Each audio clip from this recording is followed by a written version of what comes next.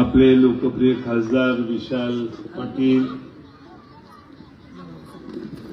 आमच्या पक्षाचे अध्यक्ष संजय बजाजजी, अजित सूर्यवंशी ज्यांचं भाषण तुम्ही तडाखेबंद भाषण ऐकलं, आमचे जुने सहकारी नितीन शिंदे, स्वातीताई सूर्यवंशी, भरत बोत्रा, वैभव गिड्डे पाटील, अमित सूर्यवंशी, या ठिकाणी उपस्थित असणारे भारतीय मुस्लिम सामाजिक संस्थेचे हाजी जावेद शेख, रफिक मुल्ला, बागवान जमातीचे अध्यक्ष हाजी असलम बागवान, खाटीक समाज महाराष्ट्राचे उपाध्यक्ष हाजी इलियास रहीमतुरे, इस्माईल महात, ॲडव्होकेट राजीव लाले,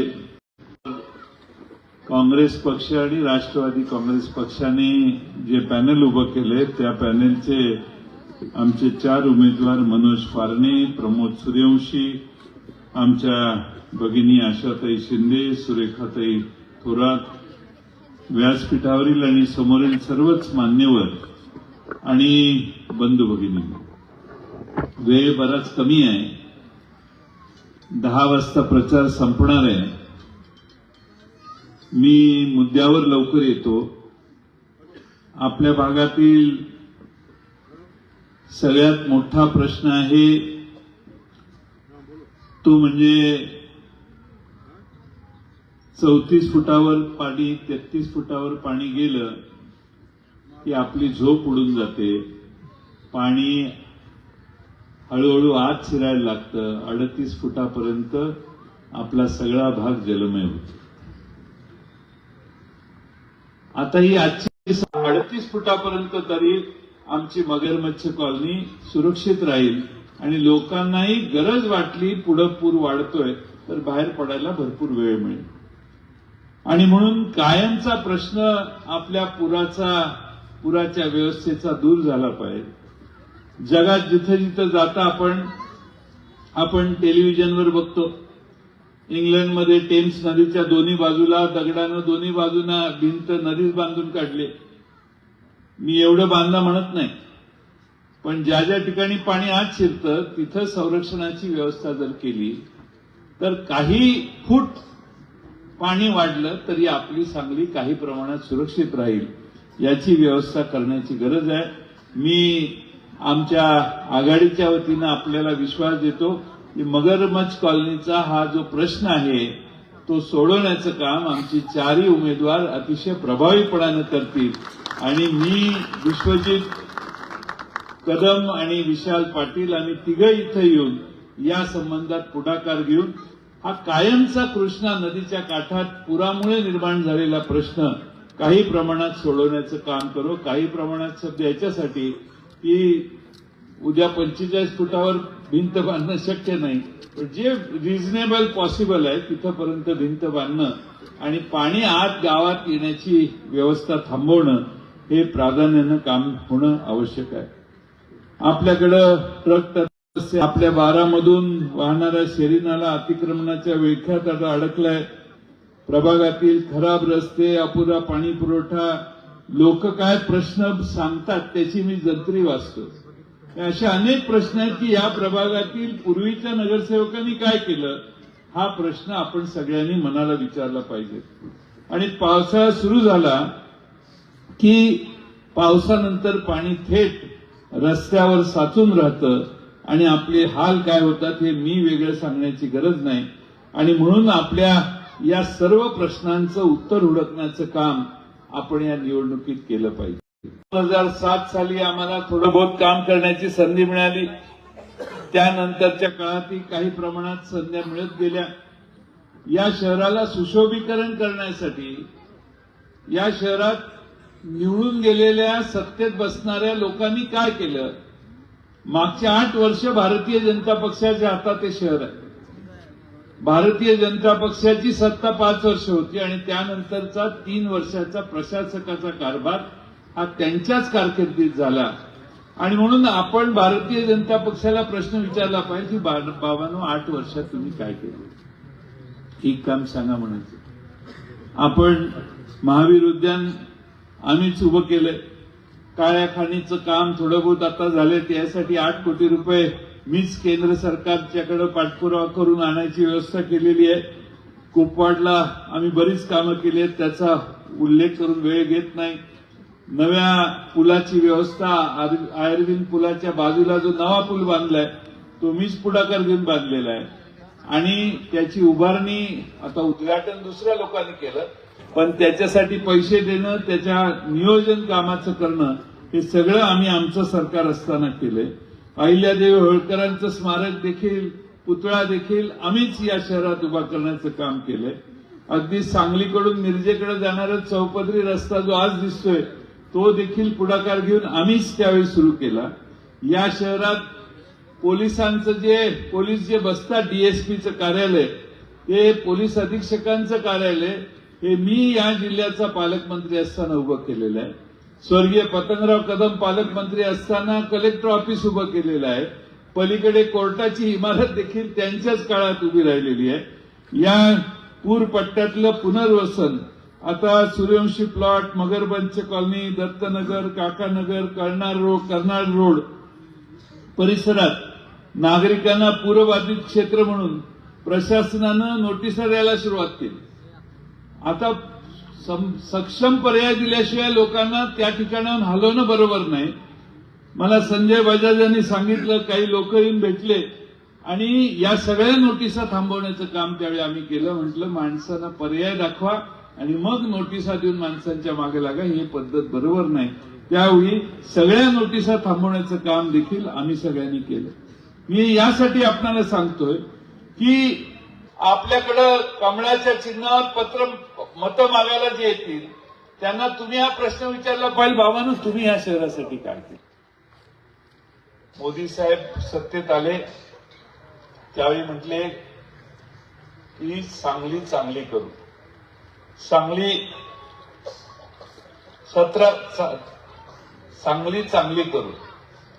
त्यानंतर मोदी साहेब परत मागच्या लोकसभेला आले असतील, मध्ये आधी काय आपला त्यांचा संबंध आला नाही, मी काय त्यांना दोष देणार नाही. पण एकदा नेता भाषण करून गेल्यावर खालच्यानी इथे काम करायचं असतं, ते काम या शहरात झालं नाही. 7-8च्या दरम्यान नवीन आपल्या विस्तारित भागात 17 पाण्याच्या टाक्या उभारल्या. नितीन शिंदेनी मला आता आठवण करून दिली, तर 17 पाण्याच्या टाक्या त्यावेळी आम्ही या शहरात उभ्या केल्या. आणि म्हणून मी आपणाला मुद्दामून हे सांगण्याचं काम करेन की पूर रेषेचा एक गंभीर प्रश्न आपल्याकडे आहे. नितीन शिंदेनी मागच्या काळात मला माझी भेट घेऊन या पूर रेषेच्या प्रश्नाचा मार्ग काढा अशी विनंती केली. त्याचबरोबर आपल्या सगळ्या ह्या परिस्थित्या मी ज्याचा उल्लेख केला त्या सगळ्या गोष्टी ह्या आपल्या सगळ्यांना आज आव्हानात्मक वाटतात. पोलीस अधिकाऱ्यांना परवानगी मागितली, त्यांनी ह्याची परवानगीच रद्द केली. ह्याच्यात काय होतं, याच्यात मागच्या 1.5 वर्षात आलेल्या वर्तमानपत्रातल्या बातम्या छापलेल्या होत्या एकत्र. तर निवडणुकीचा निर्णय अधिकारी जो इथला आहे तो सांगतो की ह्या पेड न्यूज आहेत. वर्तमानपत्रांना त्यांनी बातम्या ज्या छापल्या त्याच्यावर ते म्हणतात की ह्या सगळ्या पेड न्यूज आहेत. म्हणजे या शहरामध्ये वर्तमानपत्र देखील पेड झाल्यावरच न्यूज छापतात असा देखील त्याचा दुसरा अर्थ होतो.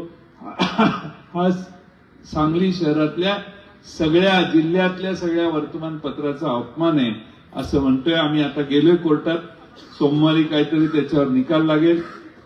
माझी तुम्हा सगळ्यांना कळकळीची विनंती आहे की आज काळ बदललेला आहे. भारतीय जनता पक्षाला आपण 8 वर्ष संधी दिली.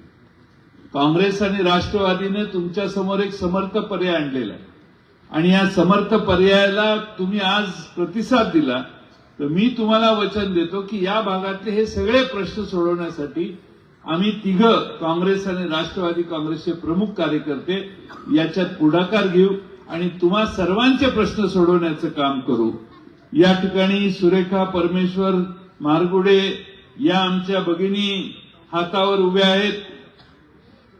आमचे प्रमोद भैया सूर्यवंशी आपले अनुभवी नगरसेवक आमच्या हातावर उभे आहेत. आमचे अभिजित उर्फ मनोज भैया फारणे आमचे हातावर उभे आहेत. वजन जास्त आहे.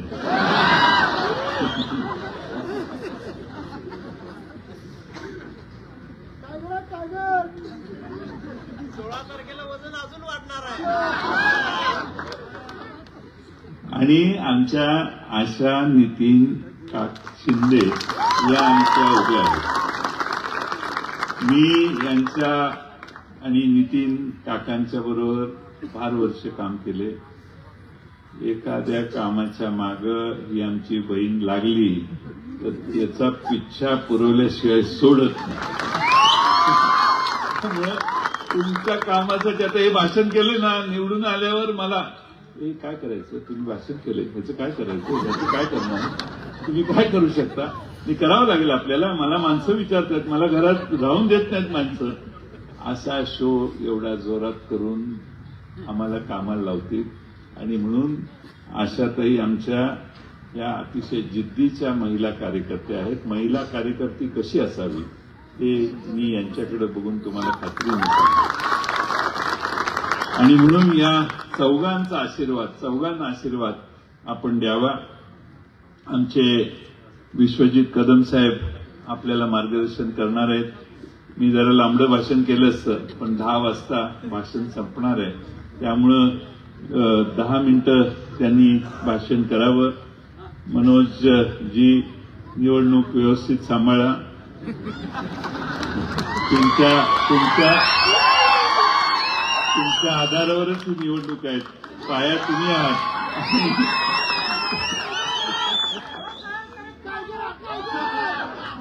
अजित सूर्यवंशीचं तुम्ही दोघं अजित सूर्यवंशीचं धडाडीचं भाषण ऐकायला पाहिजे होतं.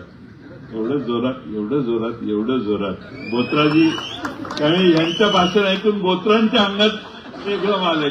बोत्रांनी पण येऊन भाषण केलं.